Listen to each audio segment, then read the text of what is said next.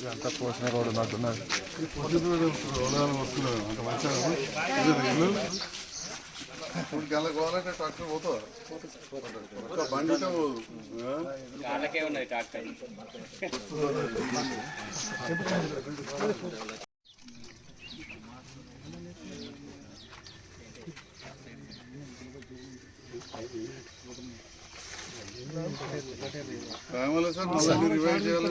Sir అదే మీతో మాట్లాడదాం.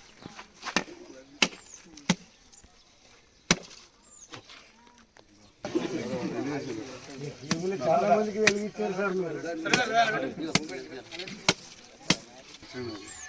మనం చెప్పలేదు.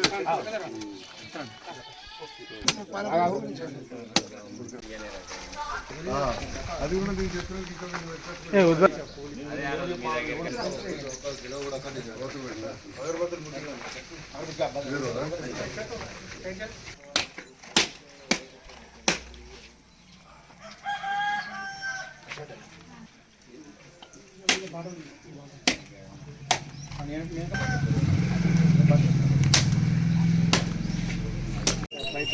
ధర్మాపూర్లో ఉన్నానంటే ఈనాటి అర్పపల్లి గ్రామంలో సీసీ రోడ్ల నిర్మాణం కొరకు ఉపయోగపడడానికి వచ్చిన మన గౌరవ శాసనసభ్యులు సంజయ్ కుమార్ సార్ గారికి, అదేవిధంగా మండలం నుంచి వచ్చిన మండల నాయకులు రాజేంద్ర రెడ్డి కానీ, అన్నగారు మనోహరణ గారు, శేఖరరావు గారు, మరి మా స్థానిక మాజీ సర్పంచులు, మాజీ ప్రజాప్రతినిధులు, అర్పపల్లి గ్రామ ప్రజలు అందరికీ పేరు పేరు నా యొక్క నమస్కారాలు. సార్ మీరు వచ్చి నుంచి మా గ్రామానికి ఏది అడిగినా లేదనుకుంటూ చేస్తున్నారు, అయినా సంతోషమే. కానీ సార్ మా విలేజ్ పెద్దది, ఎన్ని చేసినా మాకు లోటే కనిపిస్తుంది సార్. మీరు ఇచ్చిందని మేము తక్కువ అంటలేము. మరి మీరు ఇచ్చిన ఒకటిగా రెండుగా సార్, ఒక పట్టణకుంటూ ఉన్నా సార్, అది చరిత్ర నిలిచిపోతుంది సార్. అది డిఈ గారు కూడా అంటున్నారు సార్, మొన్న నచ్చారు చెప్పున్నాయి గారు, అసలు జిల్లాలో కాదు సార్, స్టేట్లో ఎక్కడ శాంక్షన్ లేదు సార్. అది నా ఎమ్మడి వచ్చిన సలహా రైడింగ్ అందరు సార్, అంతా వీళ్ళందరూ ముందు అన్నాడు, స్టేట్లో ఎక్కలేదు. మరి మీ శాసనసభ్యులు గారు, మీ ఎమ్మెల్యే రిస్క్ తీసుకొని చేసినాను సార్, అది మా జీవితంలో మర్చిపోను సార్. అది ఒకటి సార్. రెండోది సార్, మాకు తూము ఇచ్చారు సార్. తూము అంటే ఇక అది మా చిరకాల వాంచ సార్. అది నేను సర్పంచ్ ఉన్నప్పుడు కాలం గండి పెట్టి అడ్డమన్న రోజులే సార్.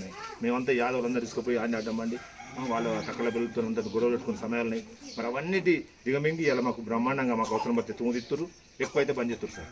D53 నుంచి మేనకల్ నుంచి. మరి అదే కాకుండా మంచి సౌకర్యాలు చేసారు. మొన్నటికి మొన్న కూడా సార్ శ్మశాన తోట రోడ్డు బాగాలేదంటే నువ్వు డీ తీసుకుపోయి నాకు ఎస్టిమేట్ వేసుకోమని రోజు పాపం వారు వచ్చారు. వారు ఎంతో ఉండి ఇక్కడ ఆ గంగన్న కానీ హనుమంతు కానీ వాళ్ళు ఎమ్మడి ఉన్నారు, వారిని తీసుకుపోయి సర్వే చేశారు సార్. అది కూడా 74 లక్షలు మంజూరు చేశారు సార్. మీకు ప్రత్యేకంగా మా అర్పపల్లి నుంచి ప్రత్యేక ధన్యవాదాలు తెలుపుతున్నాం సార్.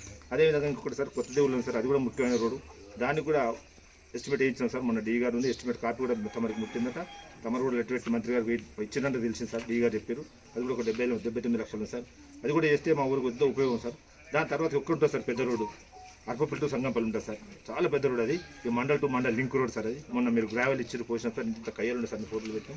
మరి ఇంత గ్రావెల్ వరకు కూడా సార్ మా రైతులు తలా ఇన్ని వేసుకునే వాళ్ళు, ఆ భారం కూడా వద్దని మీరు చెప్పగానే సార్ తీసుకుపోరన్నారు, చేసినాం సార్. అది కూడా మా గ్రామ ప్రజల తరఫున మీకు ప్రత్యేక ధన్యవాదాలు తెలుపుతున్నాం సార్.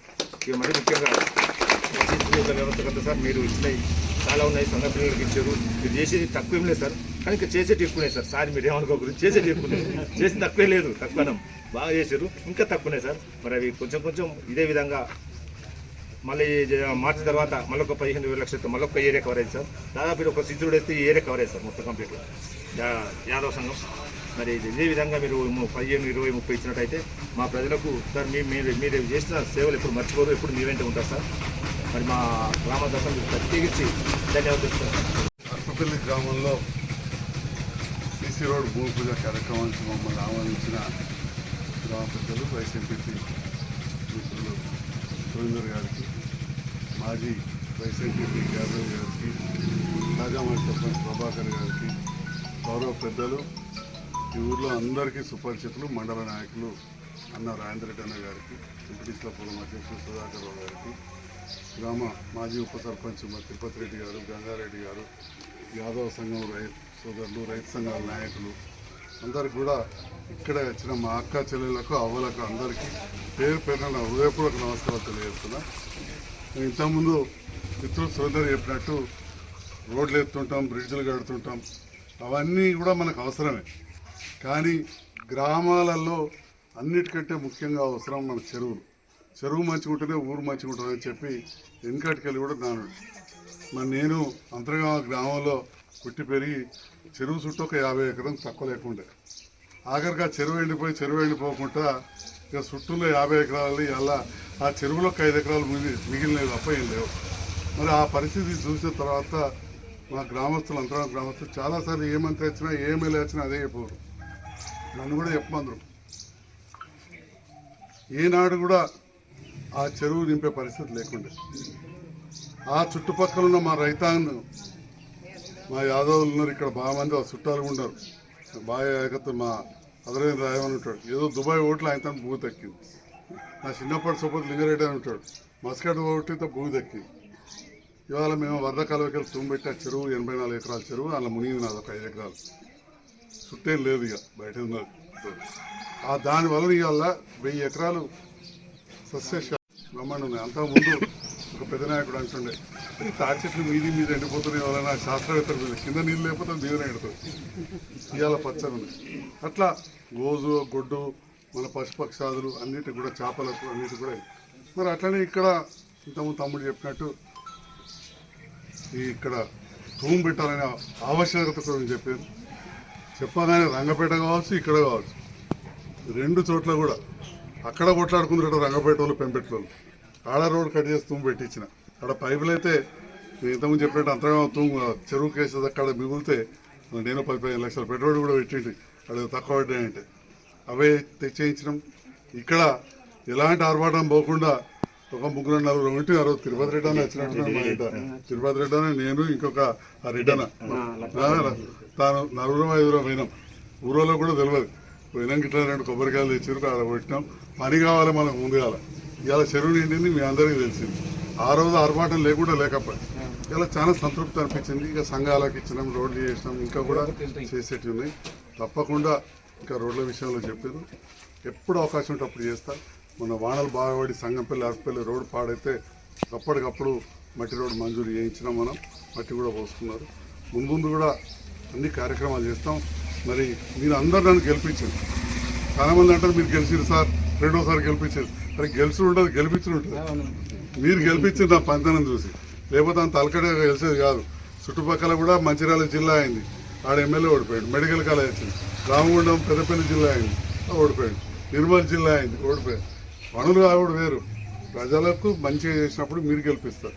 ఇవాళ నన్ను జగిత్యాల పట్టణం కావచ్చు, చుట్టుపక్కల గ్రామాలలో దాదాపు అన్ని గ్రామాలలో మంచి మెజార్టీ ఇచ్చారు. మన అరపల్లి గ్రామంలో కూడా ఎప్పుడు వచ్చినా నన్ను మీరు ఆదరించారు. అందుకే నేను కులాలకు అతీతంగా, మతాలకు అతీతంగా అటు చర్చిలకు కావచ్చు, 40 పైసల మసీదుకి కావచ్చు, రెడ్డి సంఘం కావచ్చు, యాదవ సంఘం కావచ్చు, మార్కెట్ గుడికి పోయినాం, అక్కడ సంఘం గంగాపుత్రులు కట్టుకుంటే గంగాపుత్రులు, ఇట్లా విశ్వబ్రాహ్మణ సంఘం, నాకు అవకాశం ఉన్న కాడ వెంకటేశ్వర స్వామి గుడికి కావచ్చు, ఇట్లా ఎక్కడ అవకాశం ఉంటే అట్లా చేసుకుంటూ పోయినాం. తక్కువ సమయం ఒకసారి గెలిచింటి కరోనాకి సగం పోయినాం. మరి 2వ సారి గెలిపించారు.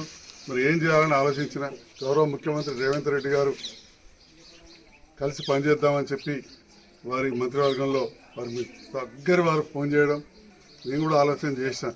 మరి పోయినసారి సగం కరోనాలో పోయినా పనిచేసిన. మరి ఈసారి ప్రభుత్వం ఓటు వచ్చింది, నేను నాది ఓటుకి గెలిచి. మరి అటువంటి సార్ కలిసి పనిచేయాలి. రేవంత్ రెడ్డి గారు కూడా రైతు బిడ్డ.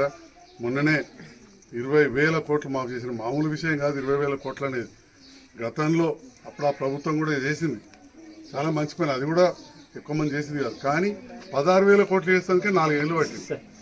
16,000 కోట్లు చేస్తాం. 2వ సారి కొంతమందికి చేసి, ఈసారి కొన్ని ఇప్పుడు తమ్ముడు చెప్తున్నాడు అట్లాంటివి తప్పిపోయినాయి తప్ప 2 లక్షల లోపలి చాలా అయింది. ఇక ఒకటే ఇంట్లో తల్లి పేరు మీద 1,50,000, కొడుకు పేరు మీద 1,50,000 అని వాళ్ళందరూ నా మీద 1,50,000 ఉన్నది, నువ్వు ఎట్లా చేస్తలేవు అని అంటే నేను దానికి జవాబు ఏం చెప్పాలి. ఇది కూడా జరిగింది నాకు. కానీ ఇంత పెద్ద మొత్తం భారతదేశంలో ఎప్పుడు జరగలేదు. మొన్న మీటింగ్ పెట్టి చెప్పినాడు కూడా ఇట్లాంటివి ఏమైనా తప్పిపోతే, మొన్న ఎట్లయితే 3 లక్షల మందికి మళ్ళీ చేస్తామో తప్పిపోతే చేస్తామన్నారు. తప్పకుండా ఇవి కూడా చేద్దాం. సంక్రాంతి తర్వాత తప్పకుండా రైతు భరోసా కూడా పడుతుంది, ఆగది. కోటి చేసుకుంటూ పోతాం. రోడ్ల విషయంలో కూడా నా వంతుగా పూర్తి ప్రయత్నం చేస్తా. జగిత్యాల ప్రాంతాన్ని మంచిగా అభివృద్ధి చేస్తాం. జగిత్యాల పట్టణంలో మార్పులు మీరు అన్ని చూస్తున్నారు. ఇప్పుడే అడిగిన కోతుల్ని అని అడిగితే లేవన్నారు. కూరగాయలు పెడతారంటే జైతాలకెళ్ళి కొనుక్కొస్తున్నారు. నిన్ననే ఒక తిప్పనపేట రైతు కలిసాడు. కొద్ది రాజకీయం చేస్తాడు. ఏందన్నా అస్సలే కనబడుతున్నాయి అంటే రోజు 5,000 రూపాయల కూరగాయలు అమ్ముతున్నా అని చెప్పాడు. మరి అటువంటి రైతు బజార్ తయారు చేస్తాం, అటువంటి మామిడి మార్కెట్ తయారు చేస్తాం. బీటు బజార్ మార్కెట్ మీరు ఒకసారి చూడండి, మంచి గట్టిగా చాలు చేసేది ఉన్నది. కాబట్టి ఏది డిమాండ్ ఉంటే మనం అదే వెళ్ళాలి. గదే వాటిలు గవే అని కాకుండా ఈ రకంగా మీరు కూడా ఆలోచన చేయాలి. ఇక్కడే దగ్గర ఉంది జయించాలి. మరి రోడ్ల విషయానికి వస్తే కొంచెం చాలా